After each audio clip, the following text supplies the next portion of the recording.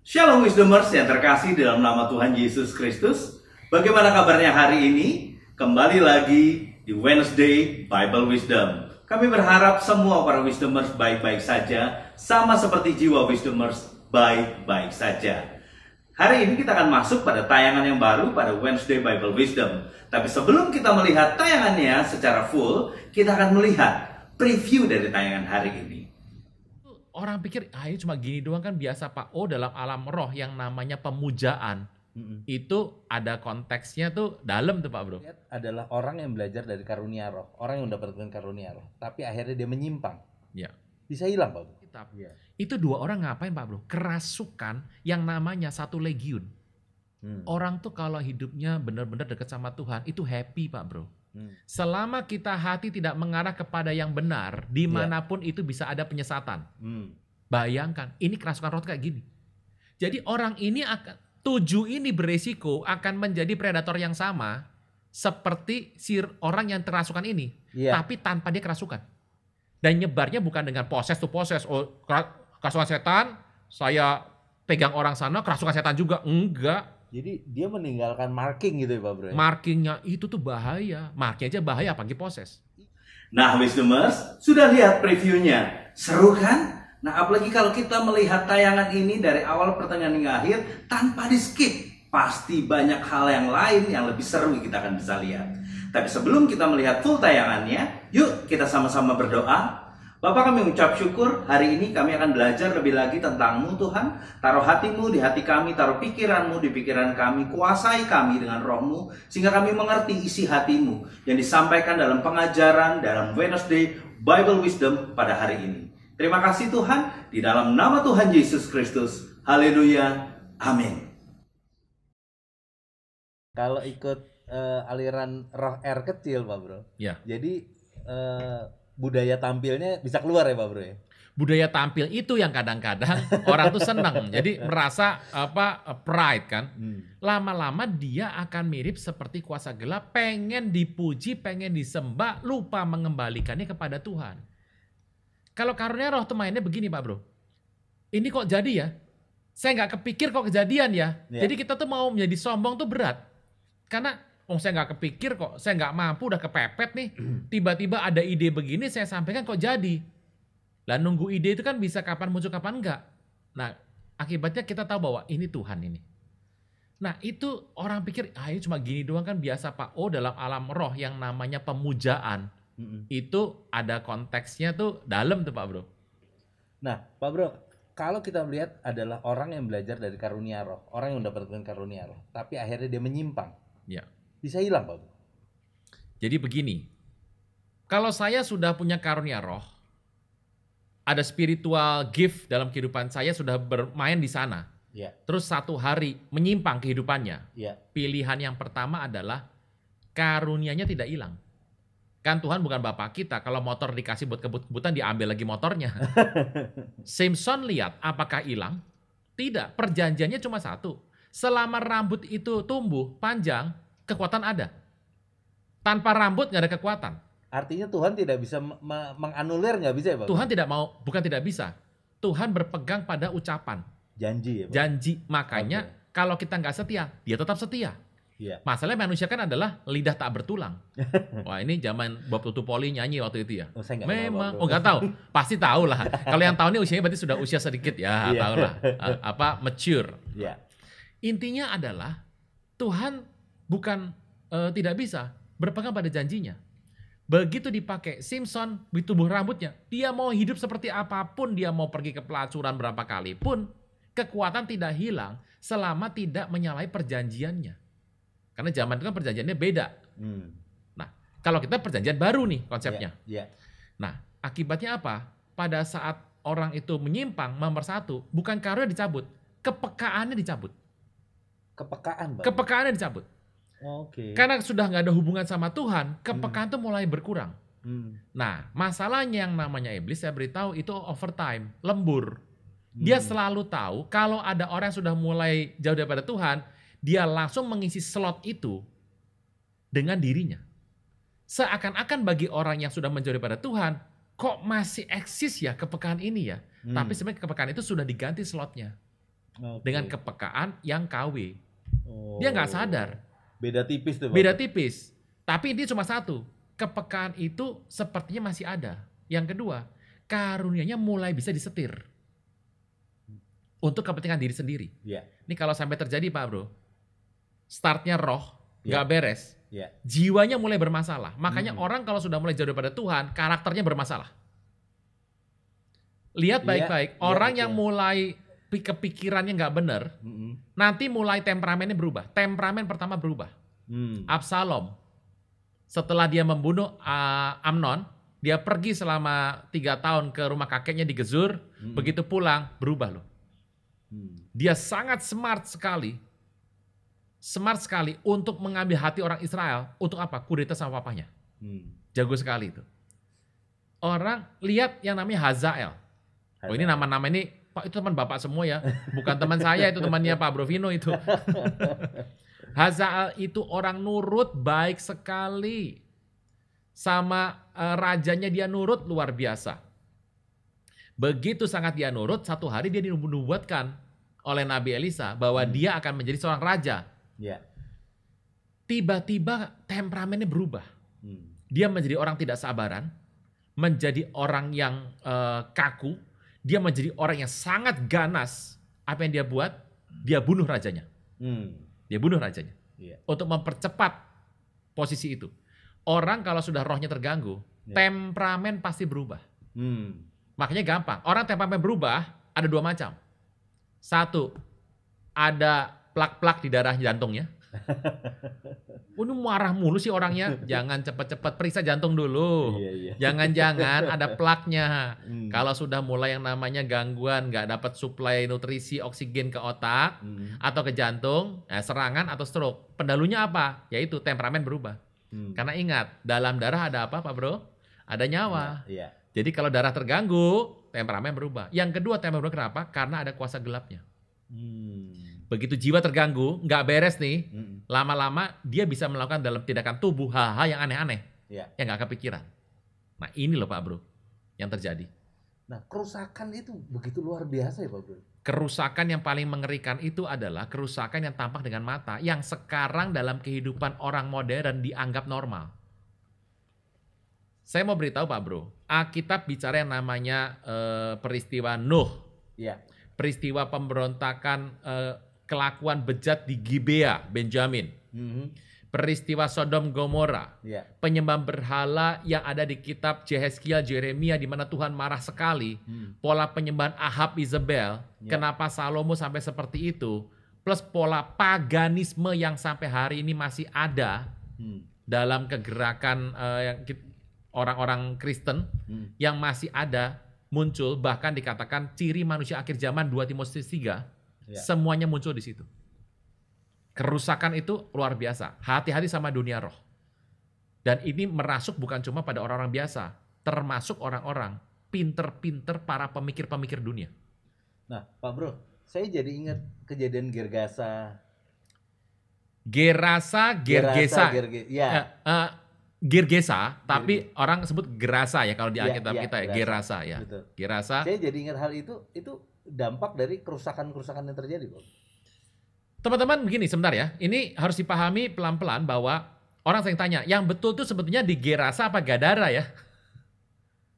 Itu kan kalau kita lihat Matius tulisannya beda itu. Di Matius itu beda. Yuk kita buka sebentar yuk, ada yang ada di Alkitab Matius. Orang yang ada di kerasukan di Matius ke-8. Hanya Matius yang mengatakan bahwa setibanya di seberang di daerah orang Gadara. Sedangkan Markus sama Lukas menyebutnya adalah Gerasa atau Gergesa. Nah kalau kita ngelihat kisah ini coba bandingkan dengan Lukas 8. Lukas 8 lengkapnya ceritanya adalah tentang Tuhan mengusir roh jahat dari orang Gerasa. Ayat 26. Lukas 8 sama Matius 8 Anda bandingkan. Mendaratlah Yesus dan murid-muridnya di tanah orang Gerasa. Gergesa. Yang terletak di seberang Galilea. Kita tahu kalau di Matius dikatakan di daerah orang Gadara. Yang tadi adalah di tanah orang Gerasa. Nah, Yang benar mana sih? Ini jaraknya beda sekitar 20 mil ini. 20 lebih lah, hampir 25 gitu. Yeah. Yang benar di tanah apa? Orang berdebat, berarti ini adalah dua cerita Alkitab nggak sinkron kan gitu kan? Yeah. Aduh, ingat perbedaan adalah pengkayaan, bukan pertentangan. Yeah. Contoh tanya, Pak Bro, teman saya dulu sekolah itu berasal dari kota yang namanya Pati, ya toh? Pati. Ada yang berasal dari Kudus, ada yang daerah sana. Terus ditanya, waktu kuliah kan nggak kayak zaman sekarang, ngisi yang namanya computerized itu harus jelas. Adanya Jawa Tengah Semarang, dia kliknya itu. Jadi orang tahu, kamu asal dari mana? Dari Semarang. Saya ngomong sama dia, Semarang, logatmu tuh beda, kamu orang mana? Orang Pati, orang Juwana. Saya tahu Juwana sama Pati itu bukan Semarang, tapi deket sama Semarang. Tapi kalau orang bilang, orang mana? Juwana. Apa itu? Ya sekarang Bandengnya terkenal, ya toh. Orang Pati, apa itu? Nasi apa gandul. Itu kalau makanan terus ya toh. Selalu ada makanan kalau kita bahas PBB. Iya. Tapi kalau tanya orang mana? Orang Kudus. Kamu nih saya tanya asal kok malah jawabnya agama. Orang Kudus itu Kudus kota Kudus, Pak, maksudnya. Teman saya karena kesel ditanya, "Apa dari mana? Itu di mana?" Dia kesel. Dia bilang gini, "Asal mana?" Semarang. Salah apa? Nggak salah. Itu lokasi dari Gadara sama Gergesa. Gergesa sebetulnya, Pak Bro. Cuma nggak tahu terjemahannya menjadi Gerasa ya. Kalau bahasa aslinya gimana? Gergesa. Ya sama lah, gitu lah. Ya, cincai lah, Pak. Yang betul tuh apa? Jadi nama juga kadang-kadang bisa berubah ya. Iya. Bisa berubah ya. Namanya tempat juga bisa berubah. Ungaran apa Unggaran? Ungaran. Nah, berarti orang Jawa. Iya. Pablo orang Jawa ini pasti. Iya. Nah iya, tahu. Ungaran, ada Unggaran. Nah kan. Tangerang apa Tanggerang? Ayo. Sama. Geresa apa Gergesa? Ya ampun gitu ya bermasalah sekali. Masalah pronunciation. Iya. Oke ya, nangkep ya. Gergesa. Tapi kan saya menghormati LAI. Gerasa. Ayo kan gitu. Tergantung yang nanya orang mana itu. Gitu. Saya orang mana? Orang Kudus. Nah kan kacau lagi jawabannya Pak Bro. Nah oke. Jadi itu tempat adalah bagian tenggara dari Danau Galilea. Tenggara. Timur arah tenggara, bukan timur, turun sedikit. Jaraknya sekitar 20 lebih mil. 30 kilo kurang jaraknya. Jadi mau dibilang dekat apa enggak itu jauh sih. Tapi wilayah itu Anda nggak pernah tahu sekarang yang namanya Kendal sama Semarang tuh mana batasnya. Jangan ngomong sekarang Bapak Ibu, sudah ada batasnya. Orang tinggal Tangerang, orang mana? Jakarta. Anda coba pergi ke Medan, orang mana? Orang Jakarta, tinggalnya mana? Depok. Cibubur tuh mana? Cibubur dibagi 3, Depok, Bekasi sama Bogor. Yang mana Cibubur? Nah, bisa lengkap ya? Iya. Jadi tolong lihat konteks pesannya. Nah, di Gadara, Matius bilang Gadara, coba baca baik-baik. Dari pekuburan ada 2 orang Pak Bro. Sedangkan kalau kita baca Markus dan Lukas, di sana orang Gerasa itu ada orang yang nggak telanjang. Telanjang nggak pakai baju di pekuburan. Kalau yang ini yang di Matius ada 2 orang dari pekuburan. Kerasukan semuanya, kerasukan legion. Pertanyaannya 2 orang telanjang ngapain Pak Bro? Di pekuburan. Lah kalau dia ada di tengah kota, digebukin mati. Cari di pekuburan. Pekuburan itu gua. Zaman dulu gua ya. Beda ini orang Israel Pak Bro. Kalau orang meninggal itu harus dikubur, masuk di gua. Nanti setelah tubuhnya itu menjadi ledes, melting, tinggal tulangnya diambil dikubur. Nah kalau kita kan nggak sekarang, ngambil satu etape, satu level, satu tahap, satu aktivitas. Kalau orang dulu tidak. Masuk gua dulu sampai selesai semua sudah tinggal tulangnya diambil dikubur. Dua tahap. Nah, ngapain? Tempat terkucil dong. Pekuburan nggak mungkin tengah-tengah. Kalau sekarang tengah-tengah, kenapa? Tanah kusir, karet bifak tengah kota, gitu. Sekarang yang takut adalah setan di kuburan juga takut sama orang. Kenapa? Mau digusur. Coba kita lihat baik-baik. Di pekuburan terpencil nun jauh, 2 orang telanjang, ngapain? Saya ngerti arah ucapan saya Pak Bro ya. Ini homoseks ini. Oke. Kenapa dari 2 yang sembuh 1? Saya mau tanya, kenapa murid Yesus 12, cuma 11 yang nurut? Anda bilang lagi, ya ini fakta tulisan Alkitab. Harusnya kan Tuhan bisa selamatkan semua dua-duanya. Ayolah, yang jadi Tuhan siapa? Kita bukan penulis Alkitab, kita cuma pembaca Alkitab. Yeah. Nah, dari sini bisa ketahuan bahwa Alkitab tulis seperti itu. Kenapa orang kaya sama Lazarusnya yang selamat gitu di pangkuan Abraham? Kesian dong orang kayanya. Kenapa nggak bilang sama saya sekalian? Kena kesian Firaun, kenapa kecebur? Kita ini nggak mau ngerubah Alkitab loh, kita cuma membahas Alkitab. Itu 2 orang ngapain Pak Bro? Kerasukan yang namanya 1 legiun. 6572 orang.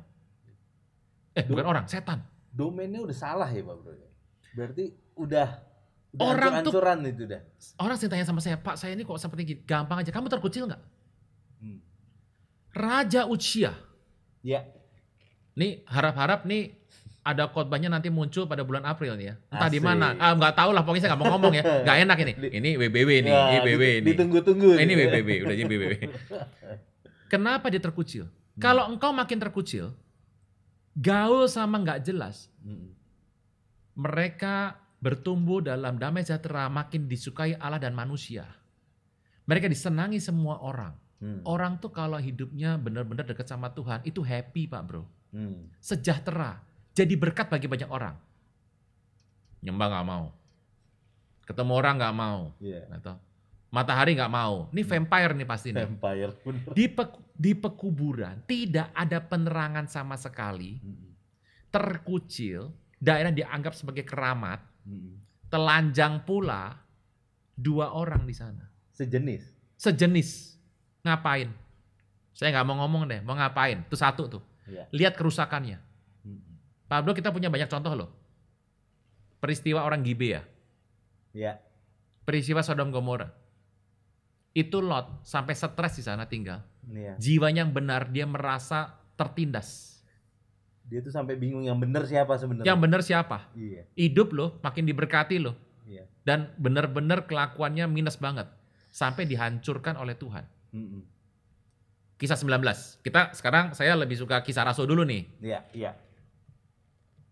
Seorang yang menyumpahi dengan nama Yesus. Kisah 19. Terkenal banget nih. Skewa Pak Bro. Ya, ayat 13. Asik. Pak Bro, ada beberapa tukang jampi Yahudi. Berjalan keliling. Berarti kan nih keliling berarti dia nawarin barang nih. Berarti ini bakat dan belajar. Karena kalau sampai dia jadi tukang jampi, ahli profesinya adalah ini, profesional. Dia nggak mungkin menjadi orang yang cuma bakat. Nah kalau sudah bakat, belajar kayak Pak Bro itu, untuk ketemu Tuhan loh. Karena gini, jangan bilang kalau sudah pernah belajar, nggak ada sisanya Pak Bro. Masih ada Pak. Bukan berarti sisa kuasa gelapnya loh, bentukannya masih ada. Kayak begini aja, sebuah rumah bekas gereja, sekarang menjadi museum. Kelihatan nggak bekasnya? Tetap kelihatan. Paulus itu dalam tubuhnya ada tanda-tanda kerasulan. Apa artinya? Terlihat Pak Bro. Oke. Berkeliling menyebut nama Tuhan Yesus atas mereka yang kerasukan roh jahat dan berseru, aku sumpahi kutuki kamu, tengking kamu, demi nama Yesus yang diberikan oleh Paulus. Nama Yeshua zaman itu banyak banget. Harus exactly yang mana, dan ternyata benar. Yaitu mengacu kepada Yeshua yang Paulus beritakan. Yang Mosiah itu. Nah, dia jalan keliling, dia tukang jampi Yahudi loh. Yahudi berarti dia punya agama Yahudi, dia tukang jampi. Berarti dia ahli dalam hal-hal spiritual roh kecil ini. Jahat-jahatnya jampi sekali. Mereka yang melakukan itu ialah 7 orang anak dari seorang imam kepala Yahudi bernama Skewa. Kepala imam loh. Kepala imam. Jadi ternyata untuk belajar kuasa gelap, itu tempatnya beragam. Tidak harus ada di yang namanya ranah-ranah perdukunan, mute, kemudian nyelam di sungai, ikut pohon gede, pesugihan ke Gunung Kawi, tidak. Tetapi ternyata di sebuah sinagog bisa dibuat. Selama kita hati tidak mengarah kepada yang benar, dimanapun itu bisa ada penyesatan. Dari sini harus hati-hati ya. Dan saya mau beritahu, Anda terus kayak seperti ini, melakukan seperti ini tanpa pernah baca Alkitab. Saya bilang, ke depan sudah jelas arah dan takdir hidupmu. Begitu engkau nggak pegang firman Tuhan, ngeroh terus, saya beritahu, mau Anda setiap hari ada di rumah Tuhan, ending hidupmu sudah kebaca. Nggak ngomong ya, ini bola tanggung yang sudah mau mendarat. 7 orang anak seorang imam, berarti apa? Mereka ini penerus dong. Iya. Jadi ternyata mereka ini profesi 7-7-nya adalah ini. Berarti menghasilkan dong. Ini bukan pinggir jalan ini. Iya. Ini profesi jelas ini. Ini konsultan. Profesional. Konsultan arah perjampian loh. Asik. Sudah PT Perjampinan Corporation. Corporation, sekewa. Tapi si jahat itu, bukan roh jahat Pak Bro. Si jahat aslinya. Bahasanya gitu. Okay. Menjawab. Santuy. Jesus I know. Gitu ya. Paul, I understand. Aku tahu. Tapi kamu, ente siapa? Orang yang dirasuk roh jahat itu menerpa mereka, menggagai mereka semua dan mengalahkannya. Mereka lari dari rumah itu dengan telanjang dan luka-luka. Diapain kira-kira Pak Bro? Intinya begini, itu roh jahat ke ruangan itu. 7 loh. 7. 1 lagi dilukai, yang 6 bisa kabur kan? Apa yang mereka buat roh jahatnya? Dia pinter. Dia kunci semua pintu, cekrek. Dia kunci pakai rantai semua. Gak bisa lari loh. Satu persatu. Telanjang dan lari luka-luka. Kira-kira diapain? Lihat gayanya. Lihat gaya roh jahat. Kalau dia mau menunjukkan tampilannya. 1 orang dirasuki roh jahat. Orang kerasukan roh jahat. Dan mereka semuanya hancur semua. Hal itu diketahui oleh seluruh penduduk Efesus. Yahudi, Yunani semuanya tahu. Langsung ketakutan. 1 roh jahat merasuk 1 orang. Ngelawan 7 orang. Konsultan senior. Partner dari konsultan perjampian dan managing partnernya. Waduh. Kena semua. 7-7-nya kena. 1 kota Efesus. Peradaban dunia zaman dulu, Efesus sangat terkenal. Efesus kan tempatnya rasul-rasul kelak menjadi bishop di sana itu. Itu kota yang sangat terkenal sekali. Peradaban di sana. 1 kota bisa tahu. Lihat tadi cerita roh jahat yang merasuk 2 orang tadi. Ini kalau nggak dikutak-atik nama Yesus, nggak ngapa-ngapain roh jahatnya nih. Cuma gitu doang. Dia jalan keliling, apa artinya? Dia cari orang ini.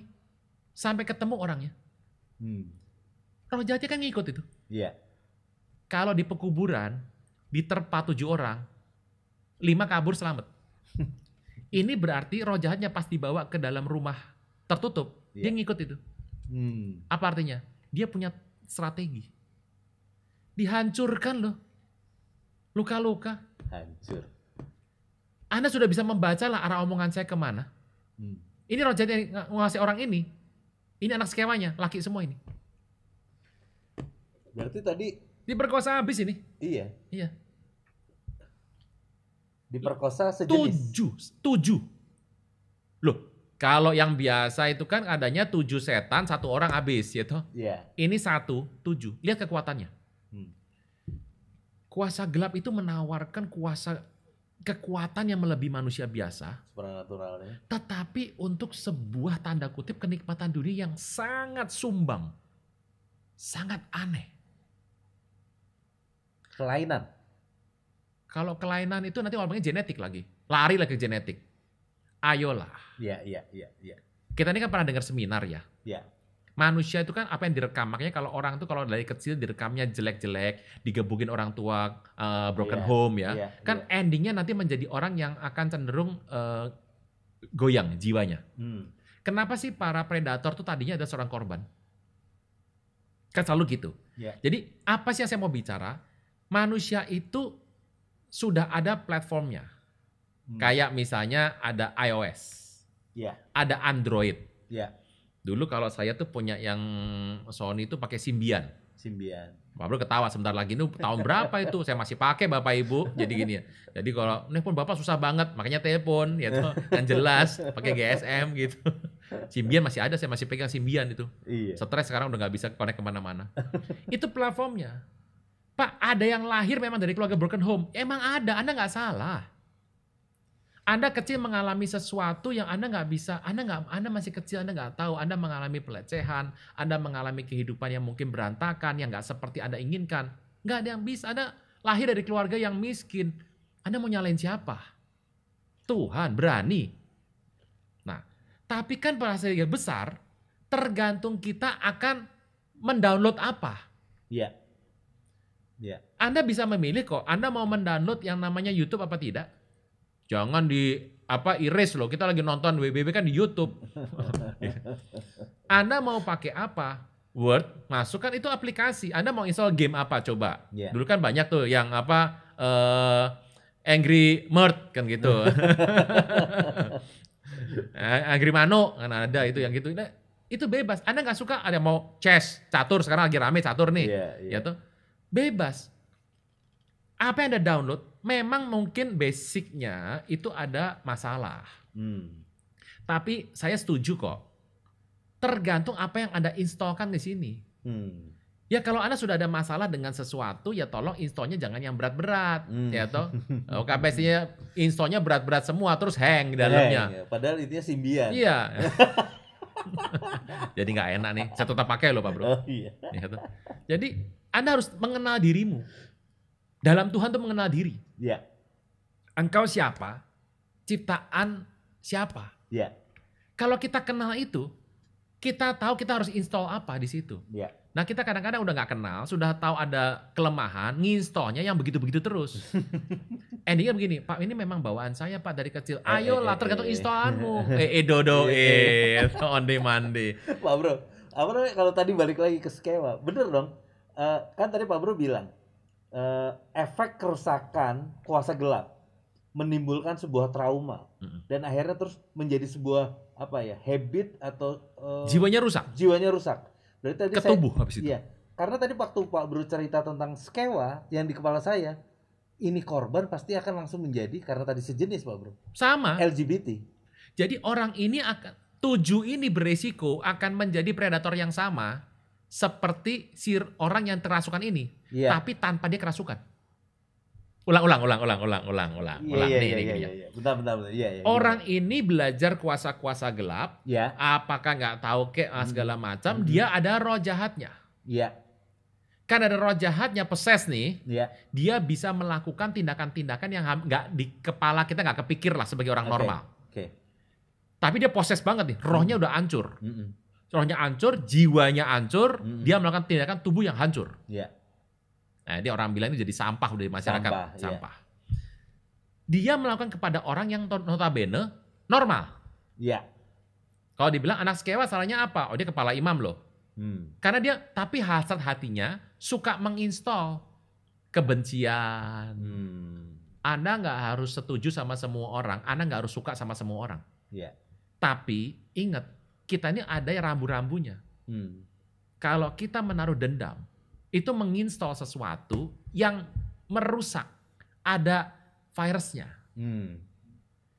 Begitu dia ketemu sama orang roh jahat ini, waduh traumatik itu. Dia belum ke tubuh loh, dia masih nolak loh. Kalau nggak nolak terusin nih. Kan dia lari sampai stres itu artinya apa? Nolak, tubuhnya nolak. Berarti levelnya belum sampai tubuh, masih dalam levelnya adalah jiwa. Begitu level jiwa. Ke depan ini beresiko mereka akan jadi predator yang sama dengan roh orang kerasukan ini tanpa harus kerasukan. Jadi kalau orang kerasukan tadi melakukannya dalam kondisi possess. Apakah ini yang disebut namanya impartasi itu Pak? Transfer. Iya benar. Ya, benar. Impartasi buat saya lebih konotasinya positif. Iya. Transfer. Transfer spirit ya Pak Bro? Bukan transfer spirit, kebiasaannya. Jadi begitu orang yang jiwa ini mengalami ini, dia kan pengen sembuh. Iya. Dia pengen berontak, tapi nggak bisa. Dan waktu dia pengen berontak dengan cara sendiri yang bukan cara Tuhan, dia menyalurkannya dengan cara yang salah. Yang kita kenal dengan nama berubah menjadi predator, the next predator. Padahal dia nggak keposes ya Pak Bro? Nggak poses. Lebih beda. Yang pertama itu poses. Iya. Melakukan dalam posisi poses. Iya. Kerasukan ya. Tapi yang kedua ini melakukan karena memang dia ingin melepaskan sebuah dorongan. Udah terlanjur. Dia nggak, sebagai orang normal, dia nggak tahu bagaimana melepaskannya. Manusia itu kan dibentuk segambar dan setara dengan Allah. Jadi dia nggak pernah bisa tahan kalau didatangi sama hal-hal yang bukan dari Allah. Kalau dia nggak terima Tuhan Yesus, melepaskannya dengan cara-cara yang dia pikir baik. Contoh Pak Bro, orang kalau minder. Orang minder ya, ini gampang nih minder. Ini paling saya seneng banget nih pakai contoh orang minder. Orang kalau minder itu, dia pengen tampil tapi nggak berani. Malu segala hal. Tapi dia pengen, orang tuh mau tampil, orang pengen dihargai. Itu kan kata Abraham Maslow adalah merupakan sebuah kebutuhan. Nanti endingnya dia membuat tindakan-tindakan yang orang normal bisa baca. Jadi orang lebay banget sih. Misalnya, pakai baju nggak nyambung, ngomong berlebih-lebihan. Orang kan bisa baca ya, ngomong yang normal sama ngomong yang berusaha berlebih-lebihan. Kalau kita cek, ini ada something yang sakit nih dalamnya nih. Nah, sakit itu apa? Mungkin minder. Karena manusia itu segambar dengan Allah. Dia akan melakukan hal yang baik. Dia ingin mengeluarkan. Nah, tapi kalau dia nggak diisi yang buruk, babi aja diisi sama orang setan ada di itu, lari, langsung terjun loh. Mereka ingin melepaskan diri dari ketidaknyamanan ini. Tapi akhirnya dampaknya menjadi salah di masyarakat yang notabene punya aturan-aturan legal. Itu Pak Bro. Bayangkan, ini kerasukan roh kayak gini. Dan nyebarnya bukan dengan possess to possess. Oh, kerasukan setan, saya pegang orang sana, kerasukan setan juga. Enggak. Jadi dia meninggalkan marking gitu ya Pak Bro? Markingnya itu tuh bahaya. Marking aja bahaya, apalagi poses. Iya. Makanya orang sudah pernah poses. Itu ada tetap kelihatan dengan mata. Tetap kelihatan. Walaupun bersih total menyembah Tuhan. Paulus saja berkata, tolong duri dicabut. Ada ini, Tuhan bilang enggak. Kasih karena aku sempurna dalam kelemahanmu. Nah Pak Bro tadi cerita gitu dan saya menyebab tadi akhirnya dia impactnya LGBT tadi saya sempat ngomong. Jadi ingat psychoanalysis Freud, Sigmund Freud. Iya. Ini ngeri. Sigmund Freud itu kan, ini kita jadi ahli semua ahli nih, yaitu ahli apa juga tanya. Enggak kan tadi kita berkaitan artinya. Iya. Ini terkenal. Saya belajar ini agak sudah lama sekali. Sigmund Freud waktu itu. Psychoanalysis. Manusia itu sebetulnya gini loh. Kenapa orang-orang zaman dulu itu sama alam dia berani? Ngelihat alam dia bisa baca alam. Dia cenderung bisa baca alam dan nggak kena malapetaka. Orang yang cenderung dekat sama alam, dia bisa ngerasa. Ingat, Tuhan hadir di mana? Di taman. Manusia harus dekat dengan taman. Oh, Pak, bagaimana cara jadi spiritual? Gampang, sering nyembah Tuhan. Orang sering nyembah Tuhan. Mana ada sih orang yang peka, sixth sense, yang hobinya party? Hehehe, mana ada? Mereka cari keheningan. Nah, pada saat orang itu melakukan itu, dekat dengan alam segala macam, maka insting-instingnya tumbuh. Insting pertama apa? Membela diri. Kedua, makan, mencari mangsa. Oh, yang namanya singa tuh tahu, ini yang lewat rusa gendut apa rusa krempeng. Yang namanya ular tahu, ini orang datang mau ganggu dia atau mau lewat aja. Gitu ya. Jadi, kenapa sih kalau ketemu ular harus diam terus? Supaya kita nggak berikan ancaman. Yang paling saya lihat paling bagus itu anjing. Pak Bro sering bawa anjing jalan-jalan. Kenapa anjing menyerang? Kan kita sering bawa anjing, takut-takut gini ya. Anjing itu sebetulnya menyerang anjing lain tergantung dari situan anjing lain itu, mukanya. Misalnya nih, si A bawa anjing Rottweiler gitu ya. Si B bawa anjing Poodle. Begitu si Rottweiler itu melihat muka si B, si pembawa Poodle itu, dia lihat kalau si pembawa Poodle takut, berusaha ngambil anjing Poodle-nya digendong, diserang. Oh, saya ini pelihara anjing dari kecil, diserang. Dia ngelihat, tapi kalau yang bawa Poodle, gerang, mukanya diem, tegas gitu ya, cuma ngeliatin gini doang. Jadi anggap enteng gitu ya, nggak akan diserang. Kalau anjing lihat mata boleh, lihat singa jangan. Kalau singa jangan. Singa tipikal tidak akan pernah kalah adu mata. Gitu. Apalagi singa Yehuda, wah nggak bakal, kita yang kalah ya.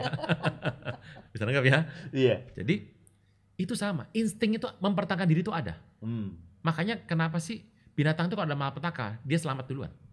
Karena udah ada instingnya. Insting terhadap alam. Kedua, insting cari makan. Iya. Dia tahu, anjing yang di rumah diracun gampang. Coba ngeracun anjing jalanan. Gak gampang loh. Musang. Tukang sama saya bilang, bisa nabrak musang sampai mati, itu adalah kasih karunia katanya. Mujizat. Tembak sekali nggak mati loh. Harus di kepala loh. Gitu. Pernah dia naik motor, tiba ngiles lehernya musang. Dia buka baju, dia pikir kucing. Ternyata musang. Itu pesta itu. Tetangga-tangganya semua. Mana pernah bisa nangkap musang? Iya. Kan itu kasih karunia. Yang ketiga, insting berkembang biak. Sigmund Freud itu menawarkan sebuah pandangan. Manusia tuh harus dibebaskan tiga-tiganya ini.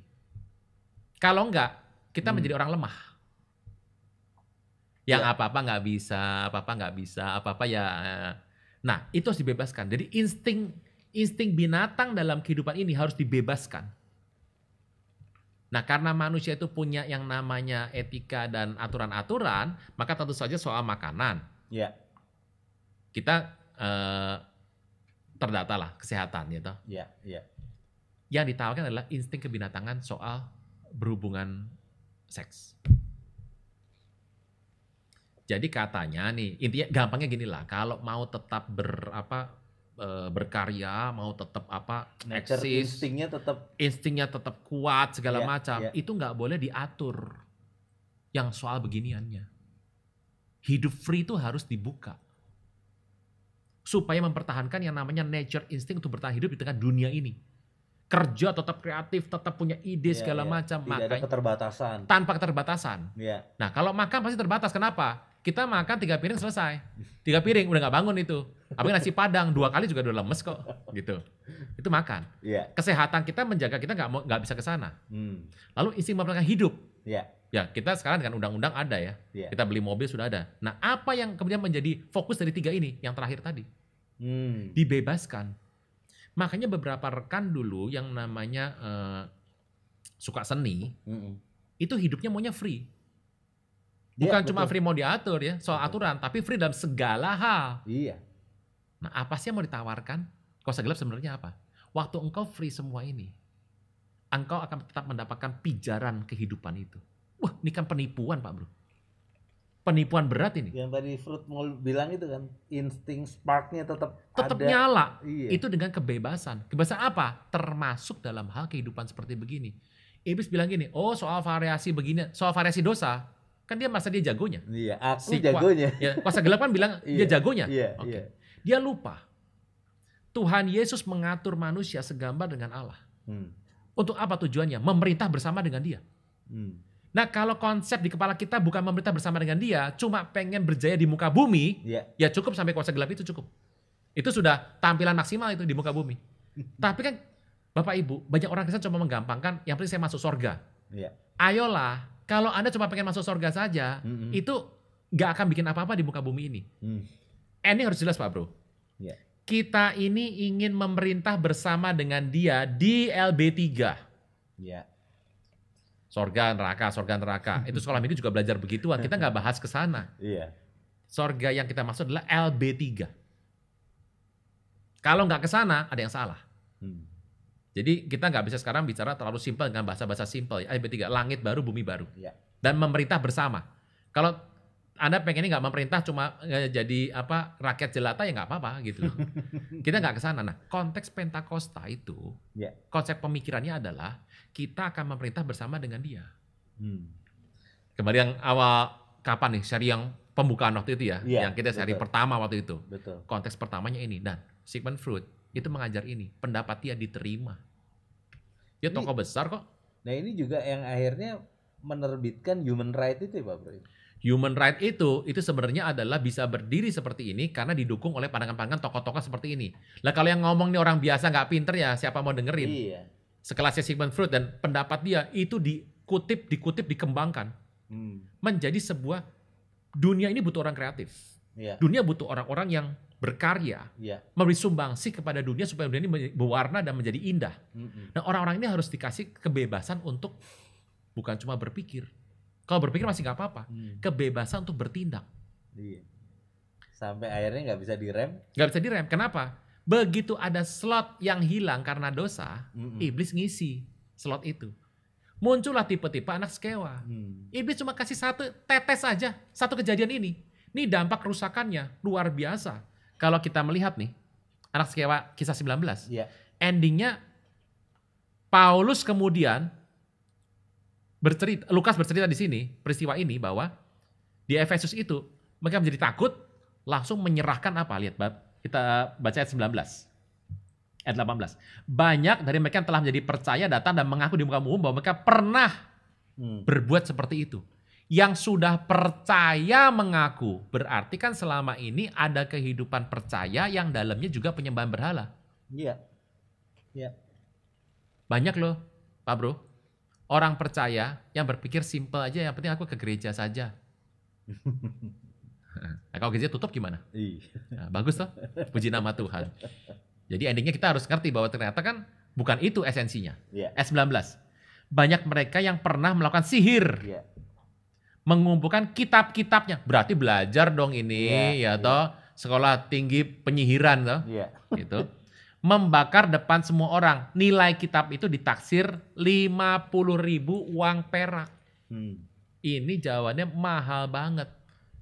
Jadi ternyata peristiwa sekewa itu memberikan dampak positif. Pertobatan. Di ayat ke-19 nanti, ayat 20 nanti adalah pertobatan besar. Nah ini kita harus jelaskan ini sampai jelas Pak Bro. Jadi tolong mengerti, jangan begini, saya ini genetik kok. Wisdomers yang terkasih di dalam nama Tuhan Yesus Kristus. Hanya Tuhan Yesus yang sanggup menghapuskan segala pelanggaran kita dan segala dosa kita. Untuk itu, bukalah hati kita pada saat ini dan terima Dia sebagai Tuhan dan Juru Selamat pribadi. Ikuti doa saya Bapak dan Ibu.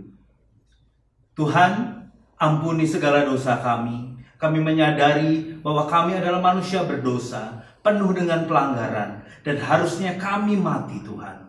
Untuk itu saat ini Tuhan, kami dengan sadar dan percaya bahwa kami menerima Engkau sebagai Tuhan, Juru Selamat pribadi kami Tuhan Yesus. Terima kasih ya Tuhan Yesus, karena nama kami telah tercatat di dalam buku kehidupan. Terima kasih Tuhan, di dalam nama Tuhan Yesus Kristus. Haleluya. Amin.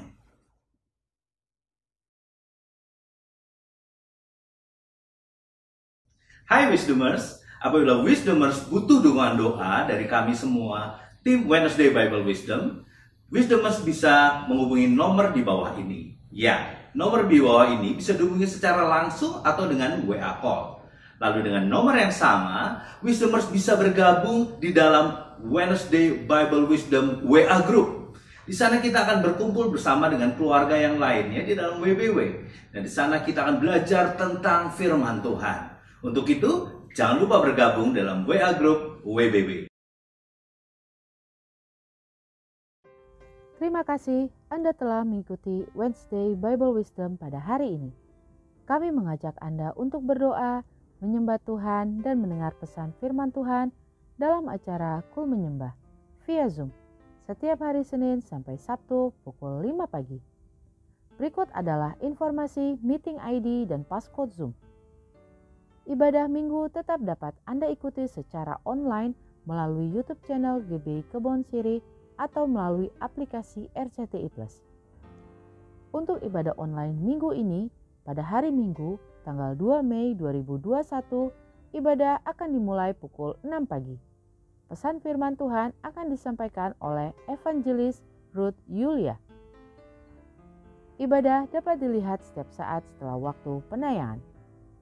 Kami kembali mengajak Anda mengikuti GB Kebon Siri Wednesday Bible Wisdom dengan tema Peta Dunia Roh 4, Meracuni Roh, Jiwa, dan Tubuh.